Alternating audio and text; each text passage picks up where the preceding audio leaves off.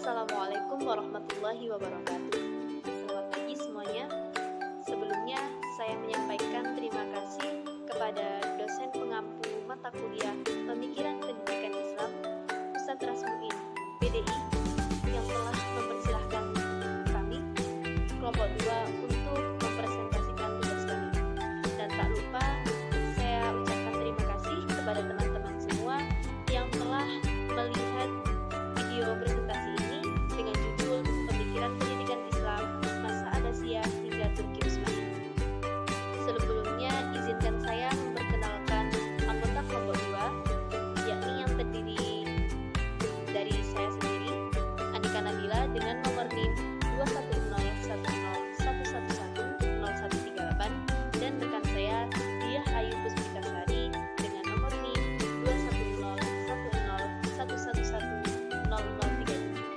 Di presentasi kali ini kita akan membahas tentang bagaimana awal pembentukan dinasti Abbasiyah, bagaimana perkembangan ilmu pendidikan dan pengetahuan pada masa Abbasiyah, apa saja faktor kemunduran dinasti Abbasiyah, bagaimana awal pembentukan kerajaan Turki Utsmani, bagaimana perkembangan pendidikan pada masa Turki Utsmani, serta apa saja faktor kemunduran kerajaan Turki Utsmani. Materi yang pertama yakni pembentukan dinasti Abbasiyah. Pada tahun 747 Masehi, Abbasiyah sudah siap untuk bergerak. Di beberapa desa di Khurasan, Abu Muslim atau agen Abbasiyah berhasil merekrut pendukung yang dibutuhkan. Maksud dari dibutuhkan di sini ialah beliau mengumpulkan orang-orang yang sama-sama lemah untuk memberontak pada Bani Umayyah yang telah menjanjikan reformasi sistem perpajakan. Pada kesempatan ini, Abu Muslim mengibarkan bendera hitam sebagai simbol perjuangannya mendidik rakyat yang diinginkan Bani Umayyah. Dengan wafatnya Hisham dan keberhasilan Abu Muslim untuk menarik perhatian masyarakat, kebencian masyarakat terhadap Daulah Umayyah semakin meningkat dan mayoritas masyarakat menaruh perhatian kepada Bani Hashim, yakni keturunan dan keluarga Nabi. Nah, akhirnya terbentuklah dinasti Abbasiyah. Konon pada masa pemerintahan Abbasiyah, pengangkatan khalifah tidak lagi melalui pemilihan umum, melainkan melalui sistem teritorial al-ahdi atau pengangkatan putra mahkota yang sebelumnya ditentukan oleh khalifah yang berkuasa. Dari sini bisa kita ketahui bahwa khalifah atau pemimpin dinasti Abbasiyah berasal dari keturunan raja. Dan sistem ini berlangsung dari generasi ke generasi hingga negeri Abbasiyah hancur. Materi yang kedua yakni perkembangan ilmu pengetahuan dan pendidikan. Ada beberapa prestasi dan keberhasilan yang telah diraih oleh dinasti Abbasiyah, antara lain bidang ilmu agama, bidang sains dan teknologi, bidang filsafat, dan bidang perkembangan dalam pendidikan. Yang pertama yakni bidang ilmu agama. Bisa kita ketahui dari namanya, bidang ilmu agama yang berarti berbau dengan ilmu agama. Hampir bisa dikatakan bahwa kemajuan di bidang agama pada dekade masa Abbasiyah ini sangat fantastis. Misalnya dalam bidang hukum atau fikih yang terdapat 4 madhab, yakni madhab Hanafi, madhab Maliki, madhab Syafi'i, dan madhab Hambali. Bisa disebut juga sebagai generasi terbaik dalam sejarah penulisan hadis, yaitu munculnya kecenderungan menulis. Dan salah satu yang menonjol pada masa Abbasiyah ini dalam bidang agama yakni penulisan hadis Nabi dalam bentuk musnad. Dan pada saat itu juga ilmu tafsir menjadi ilmu yang independen dari ilmu hadis. Yang kedua yakni bidang sains dan teknologi. Kemajuan yang dicapai umat Islam pada masa Abbasiyah ini tidak hanya terbatas pada studi agamanya saja, akan tetapi juga dibarengi dengan kemajuan ilmu pengetahuan dan teknologi. Kemajuan yang dicapai pada era ini telah memberikan kontribusi besar bagi peradaban manusia modern dan sejarah ilmu pengetahuan modern, yakni di bidang matematika dan astronomi.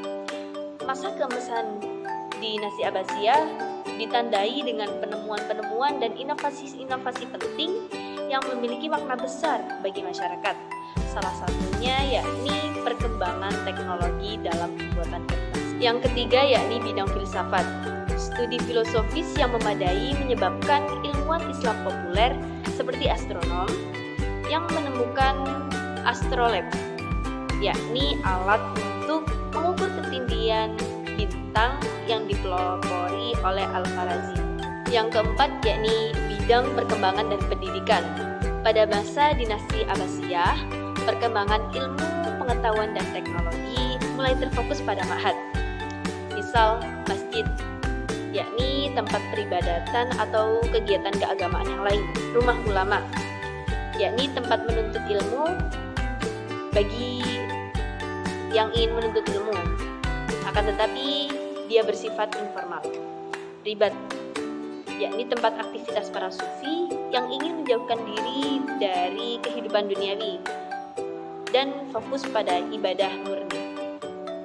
Al-Zawiyah, tempat yang digunakan sebagai lembaga pendidikan non-formal seperti menghafal, halaqah, zikir, dan madrasah, yakni lembaga pendidikan Islam bercorak formal, dan masih banyak lagi.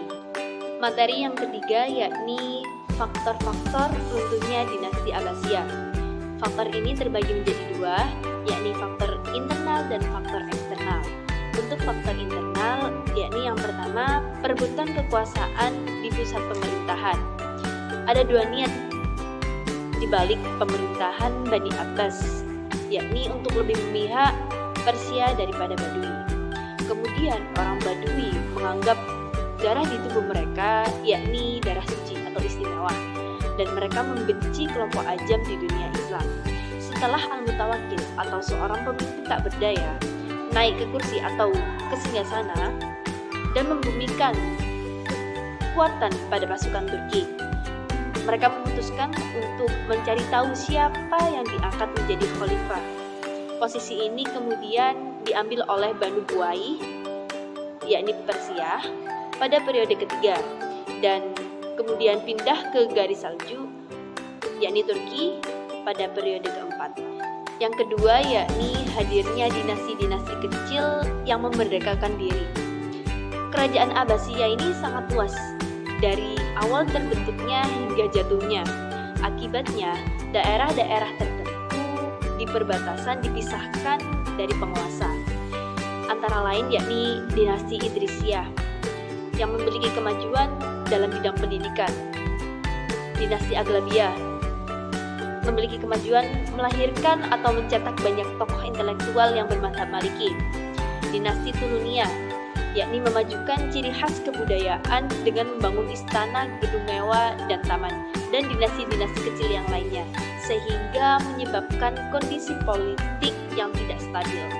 Yang ketiga yakni kemerosotan perekonomian yang disebabkan oleh menyempitnya jangkauan intensitas dan perekonomian yang tidak stabil karena kondisi politik yang kacau tadi dan kebisingan di mana-mana, sehingga mempengaruhi perekonomian nasional, yakni yang berakibat berkurangnya pajak kota. Yang terakhir yakni munculan aliran-aliran sesat dan fanatisme keagamaan. Kegagalan Persia untuk menjadi penguasa yang maksimal menimbulkan rasa dendam yang kemudian mendorong sebagian dari mereka untuk menyebabkan Mazdakisme, Manuisme, dan Zoroasterisme, atau lebih dikenal dengan gerakan Zindik, yang dimana gerakan ini menyebabkan keimanan para khalifah tergoyahkan. Dan untuk faktor eksternal yakni disebabkan oleh perang salib dan munculnya bangsa Mongol. Pada tahun 1095, Paus Urbanus II memerintahkan semua orang Kristen Eropa untuk mengorbankan perang suci, yakni perang salib. Pertempuran ini memakan banyak korban dan mereka berhasil menguasai beberapa wilayah Islam. Kemudian, Mongol mengambil alih wilayah Asia Tenggara, Khorasan, dan Persia menguasai Asia Kecil. Untuk materi selanjutnya disampaikan oleh rekan saya, Diah Ayu Puspitasari. Waktu dan tempat dipersilahkan. Assalamualaikum warahmatullahi wabarakatuh. Di pembahasan selanjutnya, pada materi tentang pemikiran pendidikan Islam masa Turki Utsmani. Sebelum kita ke materi pemikiran pendidikan Islam, kita juga harus tahu bagaimana awal mula terbentuknya dinasti Turki Utsmani. Berikut adalah penjelasannya. Kerajaan Turki Utsmani didirikan oleh bangsa Turki kabilah Seljuk yang bermukim di daerah Mongol dan daerah utara negeri Cina. Bangsa Turki berasal dari keluarga Kobi yang mendiami suatu daerah yang bernama Turkistan, sebuah suku yang memiliki karakteristik suka berperang. Asal-usul lahirnya kerajaan Utsmaniyah berasal dari kabilah yang dipimpin oleh Ortokol, pemimpin suatu suku Turki Utsmani yang menyusuri Asia Tengah. Ortokol meninggal dunia pada tahun 1281 yang kemudian kepemimpinannya diambil alih oleh putranya yakni Utsman. Utsman dikenal sebagai pemimpin yang memiliki keberanian yang luar biasa untuk menaklukkan suatu suku atau suatu kabilah.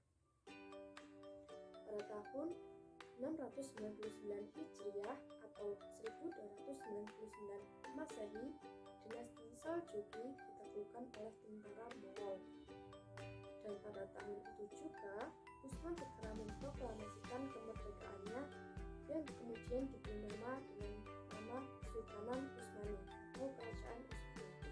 Jadi, Kerajaan Utsmani didirikan oleh Utsman pada tahun 1299 dan hubungan antara dinasti Seljuki dan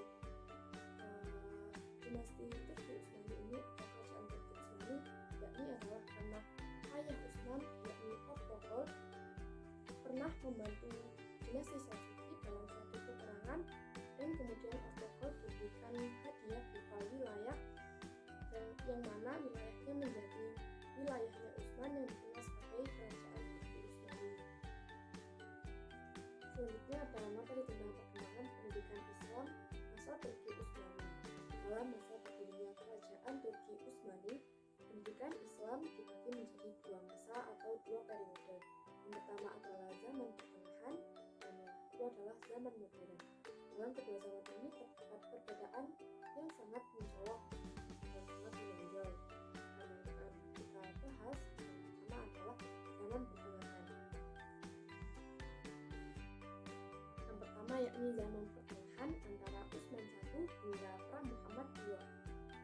Perlu kita ketahui bahwa pendidikan pada masa Kerajaan Turki Utsmani tidak lepas dari unsur kebudayaan serta unsur politik pada masa itu. Kebudayaan pada masa Turki Utsmani terkenal sangat bervariasi karena kebudayaan tersebut memadukan kebudayaan dari tiga negara, antara lain Persia, Bizantium, dan Arab. Adapun kebudayaan yang diambil pada Persia terdiri dari etika, tata krama atau sopan santun dalam kerajaan. Kemudian adapun budaya dari Bizantium, yakni ajaran yang diambil adalah organisasi atau kepemerintahan serta militer. Dan yang terakhir, kebudayaan dari Arab. Ajaran yang diambil adalah berupa ilmu ekonomi, sosial, kemasyarakatan, dan keilmuan. Adapun kurikulum madrasah pada zaman pertengahan yakni masih belum memakai kurikulum resmi. Akan tetapi, dalam proses belajar mengajar di madrasah hanya diberikan pada pendidikan agama saja.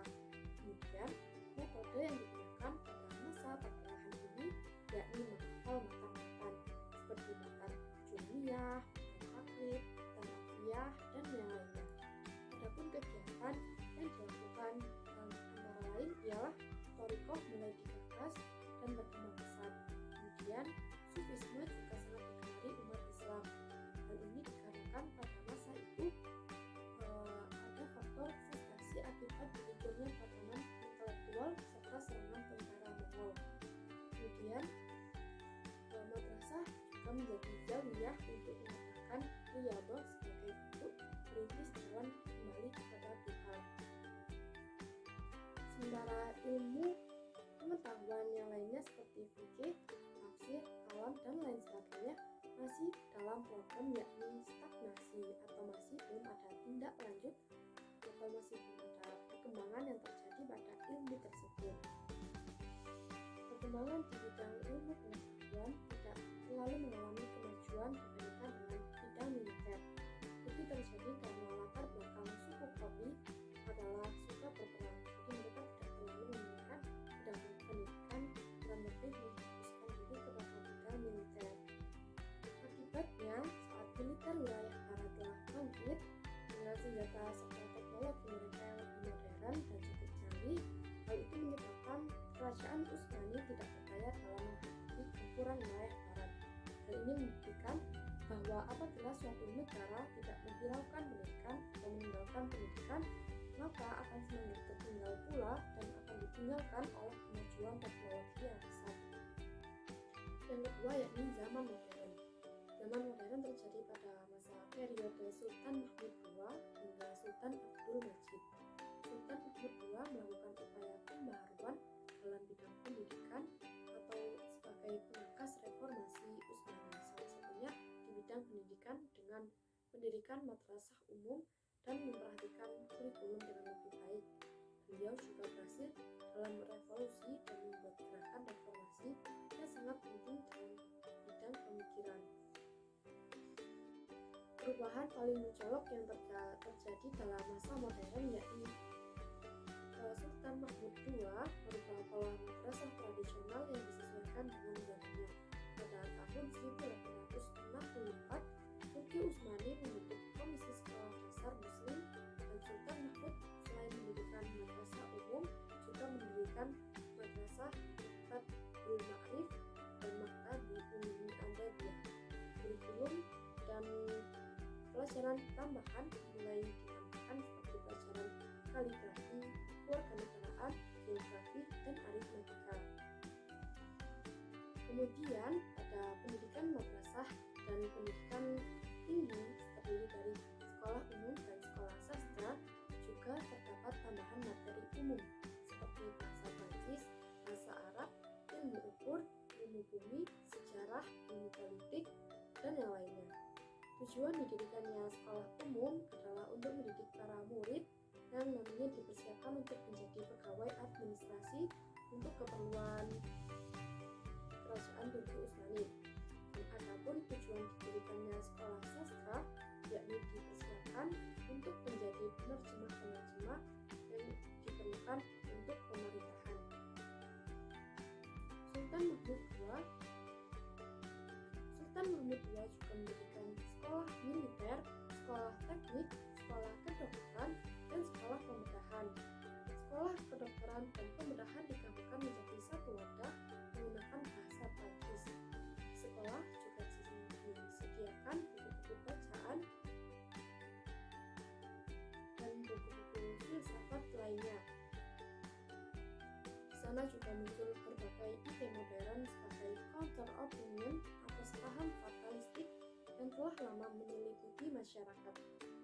Sultan Mahmud II juga mengirim para mahasiswa atau para siswanya untuk belajar ke Eropa. Adapun metode pendidikan yang digunakan pada masa modern ini sangat berbeda dengan masa pertengahan.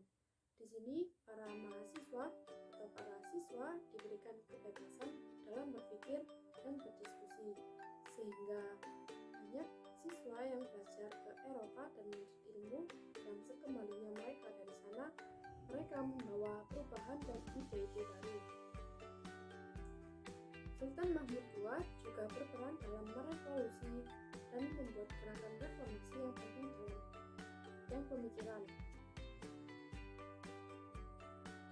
Pada masa Sultan Abdul Hamid II, dia membangun Universitas Ilmu Pengetahuan, Sastra, Hukum, Kantor, Kepemilikan Rakyat, Akademi Seni, dan sekolah-sekolah tinggi di bidang perniagaan, baik dalam dan luar negeri, pertambangan dan pertanian, kedokteran hewan, kehutanan, perguruan tinggi, serta sekolah menengah luar biasa seperti sekolah luar biasa untuk tunawicara dan tunarungu serta tunanetra.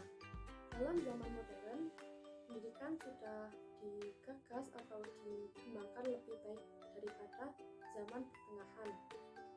Dan dalam masa ini, pendidikan sudah diperhatikan. Materi yang selanjutnya yakni tentang faktor-faktor penyebab runtuhnya kerajaan Turki Utsmani. Di sini terbagi menjadi dua faktor. Yang pertama adalah faktor internal, yang kedua adalah faktor eksternal. Adapun faktor internal yang pertama yakni luasnya wilayah kekuasaan tidak disertai dengan sistem pemerintahan yang kuat. Kemudian heterogenitas penduduk dan agama. Yang ketiga, kehidupan yang mewah dan bermegahan para khalifah. Selanjutnya yang terakhir, maksudnya perekonomian negara akibat peperangan. Selanjutnya ada faktor eksternal, antara lain tumbuhnya gerakan nasionalisme kerajaan yang tumbuh pada kerajaan Turki. Dan yang kedua, terjadinya perkembangan teknologi di wilayah barat, khususnya dalam bidang persenjataan. Mungkin cukup sekian yang dapat saya sampaikan. Kurang lebihnya saya mohon maaf. Wassalamualaikum warahmatullahi wabarakatuh.